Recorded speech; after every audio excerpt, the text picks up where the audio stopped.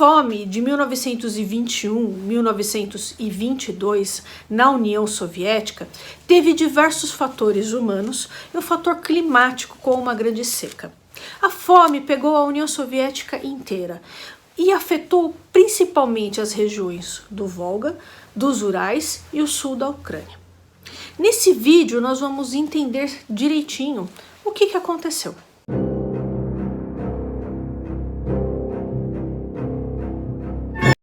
Olá pessoal, eu me chamo Juliane, você está no canal Vai e Veja, eu falo de história e literatura. Se você se interessa por esses dois temas, se você se interessa pela história da União Soviética, pela história da Rússia, da Ucrânia, se inscreva nesse canal e veja as nossas playlists, História da Rússia, União Soviética e Guerra na Ucrânia, tá certo? Então pessoal, olha só.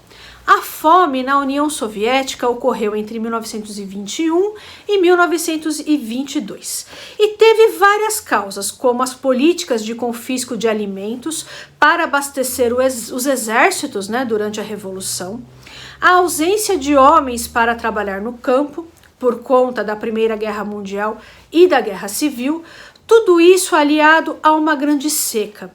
O resultado foi catastrófico. Para vocês terem uma ideia, as 20 províncias do Império Russo produziam anualmente 20 milhões de toneladas de grãos antes da Revolução. Em 1920, produziram apenas 8,45 milhões de toneladas. Em 1920, a safra caiu para 2,9 milhões. Pessoal, só um adendo. Não confunda essa fome que eu estou falando, de 1921-22, com o Holodomor.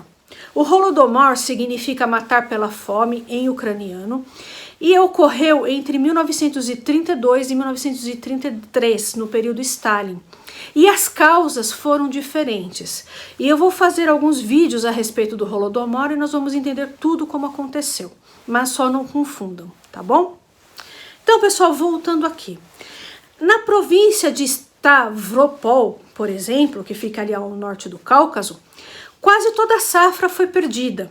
No sul da Ucrânia, a queda foi grande. A colheita decresceu 12,9% dos níveis anteriores. Em outras palavras, cerca de 95% da safra habitual deixou de ser produzida. Historicamente, tanto os camponeses russos quanto os ucranianos já haviam sobrevivido a períodos de má colheita, secas e tal. Como que eles sobreviviam? Estocando grãos. Só que como esses grãos foram confiscados para abastecer os exércitos durante a Guerra Civil, os camponeses não tinham nada. E aí veio a seca, falta de gente para trabalhar no campo, o comércio também comprometido por conta da Guerra Civil, falta de dinheiro e tudo mais, pessoal. A fome pegou. A fome alastrou pela União Soviética inteira, pegando principalmente as regiões dos Urais, do Volga e o sul da Ucrânia. Entendem? Então, pessoal, tem fotos, assim, terríveis de pais com cadáveres de crianças vendendo o corpo dessas crianças para comida, como se fosse um açougue, tá? Como se fossem animais, picando as crianças, enfim. Eu não vou poder mostrar isso aqui, pessoal, por conta das regras da plataforma, apesar dessas fotos serem documentações históricas, Mas enfim, depois, se vocês tiverem interesse, vocês procuram o que vocês acham, tá bom? E essas fotos, pessoal, que eu estou mostrando, fui eu que censurei, elas originalmente não estão censuradas, tá? Algumas eu cortei, outras eu coloquei aí um quadrado preto, tá? É para caber nas regras da plataforma, tá certo? E aí, mais de 440 mil refugiados escaparam sozinhos da região do Volga e foram para a Ucrânia na esperança de encontrarem comida. Mas não encontraram nada, porque a Ucrânia também estava numa situação muito difícil, como dito, principalmente no sul, E aí eles não encontraram orfanatos, não encontraram nada. E aí, pessoal, como faria uma década mais tarde no Holodomor, a população começou comendo cachorros, gatos, até ratos, e aí partiram para o canibalismo. E aí que a gente vê essas fotos terríveis, dos pais vendendo os corpos dos filhos, né? Um grupo de refugiados que conseguiu pegar um trem de Saratov para Riga descreveu o seguinte: velhas carroças de lixo coletavam cadáveres diariamente, como faziam com lixo. Vimos muitos casos de peste bubônicas nas ruas. Isso nunca foi mencionado pela imprensa soviética. Os funcionários tentavam esconder essa epidemia do público em geral. A epidemia de peste bubônica eles esconderam, mas a fome não. Pelo contrário, eles falavam, né? E inclusive o jornal Pravda noticiou que mais ou menos 25 milhões de pessoas sofriam de fome na União Soviética. E essa fome, pessoal, ela foi diferente do Holodomor em vários aspectos. Um deles é que o governo do Lenin não escondeu a fome de ninguém. Inclusive, eles pediram ajuda internacional, né? E aí, pessoal, uma das primeiras medidas, né, foi o escritor Maxim Gorky. Ele era muito conhecido, né, e ele começou a pedir ajuda internacionalmente. E ele falou o seguinte: dias sombrios se abateram sobre a terra de Tolstói, Dostoiévski, Mendeleev, Pavlov, e aí ele foi citando vários escritores e pedindo contribuições. O Lenin também confiscou os bens da Igreja Ortodoxa para atender a população que estava numa situação terrível. E o resultado, pessoal, desses pedidos do Gorky, das informações do Pravda, surtiram efeito.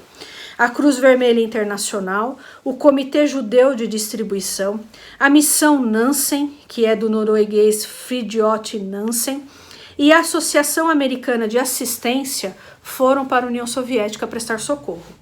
Antes de entrar no país, Herbert Hoover, que presidia a organização americana, pediu a soltura de todos os americanos presos na União Soviética, bem como a imunidade de todos os americanos que trabalhavam nessa organização. O medo era de que eles fossem acusados de espionagem. E de fato, pessoal, eles espionaram mesmo. E aí, pessoal, os americanos, a princípio, se concentraram na região do Volga, que era uma das regiões mais afetadas, né? Depois eles foram para a Ucrânia. No outono de 1922, os bolcheviques foram muito criticados porque começaram a vender abertamente alimentos nos mercados externos, porque eles queriam financiar a indústria, estavam desesperados para isso, né? E aí, pessoal, o Hoover, né, que era o americano dono de uma das organizações, né, começou a criticar o governo Lenin abertamente, falar: o que vocês estão fazendo? Vocês estão vendendo comida com a população passando fome? E aí, pessoal, no outono de 1921, a escassez de alimentos estava cada vez pior. E o Lenin começou a tomar medidas drásticas, né?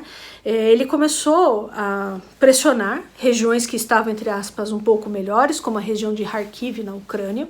Mas a Ucrânia estava numa situação difícil também, né? Mas ele começou a pressionar bastante a Ucrânia. E aí, pessoal, ele chegou a ordenar, o Lenin, né, chegou a ordenar que fizessem reféns os camponeses que se recusassem a entregar os seus grãos. Só que os camponeses não tinham mais, eles já tinham a maioria deles já tinham entregues para os exércitos, lembram? Então, pessoal, e esse método de chantagem e tal foi muito utilizado com os judeus durante a Revolução. Então, dependendo do exército que chegava na aldeia judaica, que no leste europeu é chamado de Sheter, tá? Que vem do Yiddish, é uma palavra do Yiddish. Então, dependendo do exército que chegava, eles sequestravam os judeus e pediam dinheiro em troca, né? Ou às vezes pediam grãos também, dependendo, né? Então isso foi muito comum. E o método que foi utilizado com os judeus foi utilizado depois com os kulaks também, que aí já é o período do Holodomor que a gente vai conversar depois, tá? Então, pessoal, Lenin chegou a dizer que em cada vilarejo, se eles não conseguissem a quantidade de grãos, que era para fazer de 15 a 20 reféns.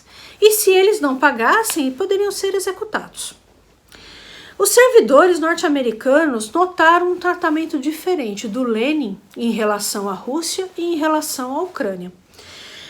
E inicialmente as autoridades de Moscou não falaram com os americanos sobre a situação da Ucrânia. Eles só falaram da situação do Volga e dos Urais. E não falaram sobre a situação do sul da Ucrânia. E aí os americanos descobriram que o sul da Ucrânia estava numa situação dificílima, porque começaram a chegar relatórios dos próprios ucranianos para eles sobre casos de inanição na Ucrânia. E aí é que eles foram pedir autorização, foi uma burocracia imensa, muita gente não queria que eles fossem, mas eles acabaram indo para a Ucrânia atender, tá? O sul da Ucrânia, pessoal, era o reduto do Marrino.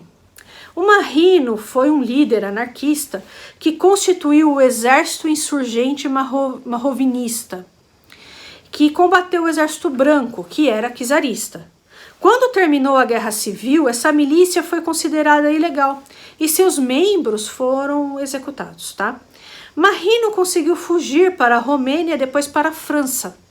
Talvez os bolcheviques estivessem dispostos a deixar os ucranianos do sul sofrerem. O medo era de ter levantes que pudessem se seguir do contato dos ucranianos com os estrangeiros. Alguns historiadores ucranianos acreditam que essa fome foi utilizada pelo Lenin de forma instrumental para abafar as rebeliões camponesas na Ucrânia. Mas nós não temos nenhuma comprovação disso, tá? Essa tese não é trabalhada por aqui, tá? O certo, pessoal, é que a fome contribuiu sim para enfraquecer e desmoralizar os camponeses que estavam se rebelando. Porém, em alguns lugares, a fome serviu para piorar a situação. Os camponeses começaram a resistir ainda mais aos bolcheviques, tá?